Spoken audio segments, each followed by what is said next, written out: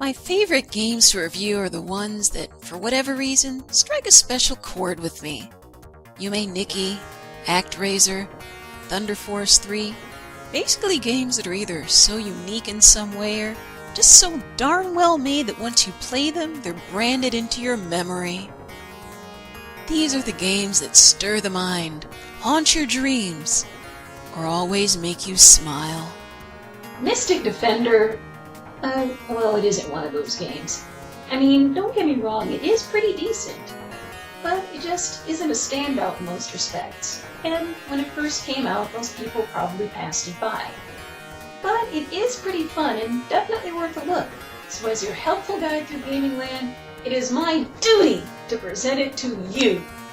Mystic Defender is the sequel to Spellcaster, an RPG/adventure game for the Sega Master System.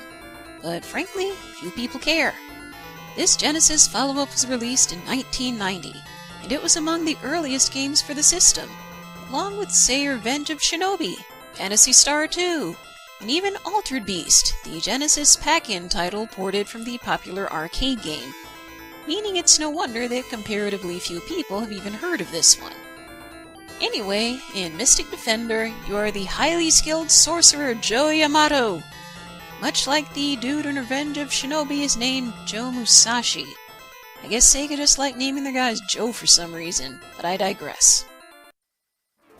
As Joe, you must rescue the fair Alexandra from the clutches of the evil wizard Xerath, who plans to use her to resurrect a totally evil and frankly hideous god named Zeo.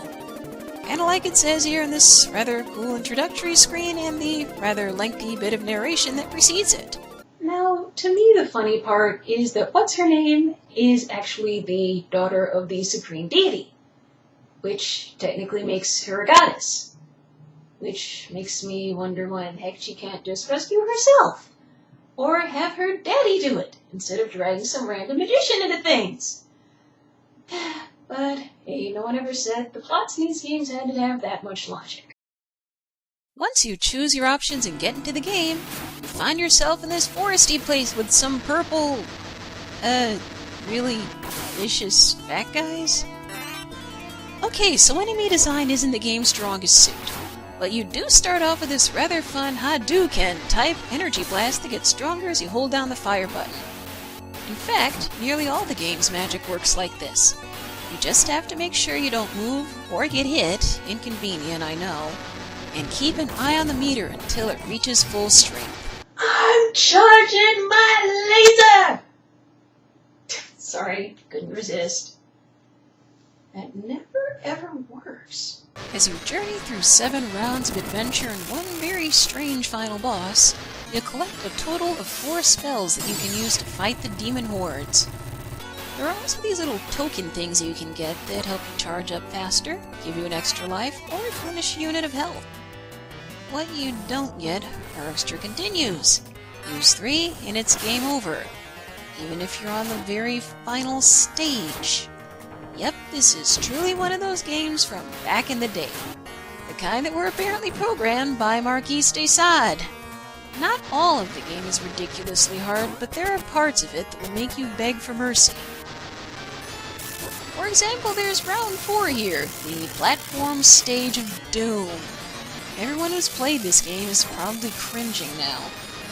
You don't want to know how much practice or how much crying it took for me to be able to navigate this part without falling into the lava. And no, I still don't always get it right. To add insult to injury, you have to fight 2. Yes, 2 mid-bosses before you get to the real one.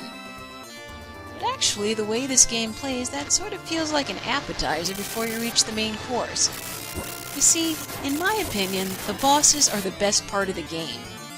True, the monster design is still a little uninspired, but the challenge is practically perfect, as long as you don't mind a challenge. Generally, these fights are sure to keep you on your toes, and the boss theme's rockin'.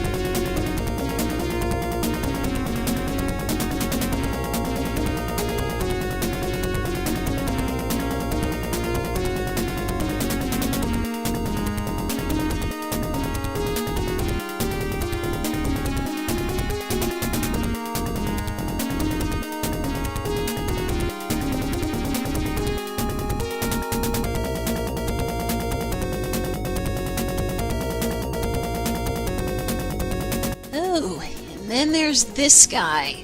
He's the evil wizard Xerath, also known as the boss of round 7. 9 times out of 10, I lose at least as many lives during this fight as I did during the rest of the game. Oh sure, it looks like an easy pattern to follow, but he's so quick and twitchy that it tends to make you nervous. But the joy of beating him? Absolutely priceless. It feels a bit like this.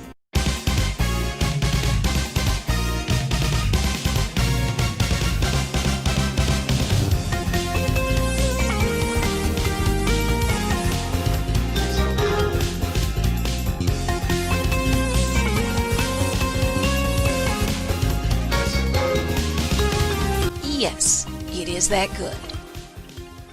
Now, normally I don't show the final bosses of games I review. I figure if people play them, they might want to be surprised, and I don't want to take that from them. That said, this is just so weird that words can't do it justice. Thus we press on to the final stage and boss of Mystic Defender. Oh boy, where do I start? We're in this trippy organic, galactic, wherever the heck we are, and we appear to be battling either very ugly tadpoles or a distressingly ugly sperm. And if that's not bizarre enough, here's the boss itself. Yeah. And yes, that is the woman we're supposed to rescue, atop that strangely phallic-looking tumor, which is indeed the god Zeo. And although she's wearing a little pink dress in this version, in the initial release of the game she's naked when you get her out. Freud would have crapped his pants.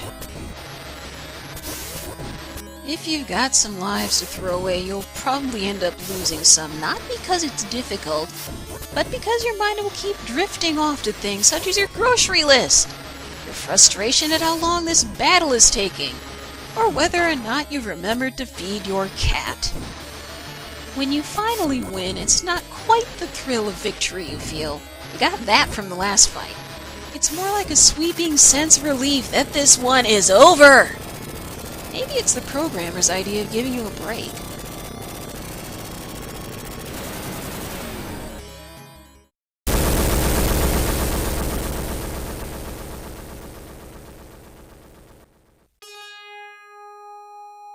As for the ending, well, it's an ending. But it does have some pretty nice music, so I can't complain. Although the ending text does ramble just a bit.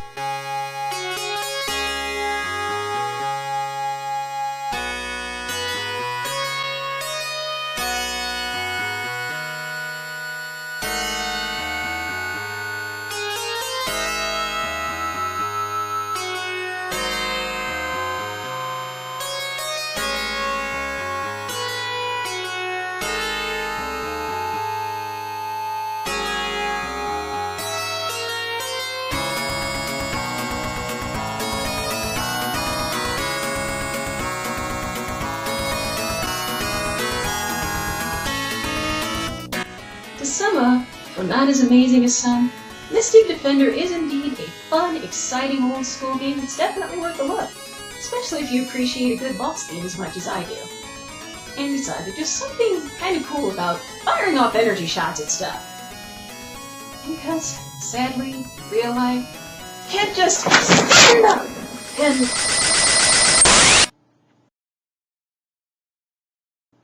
Oops.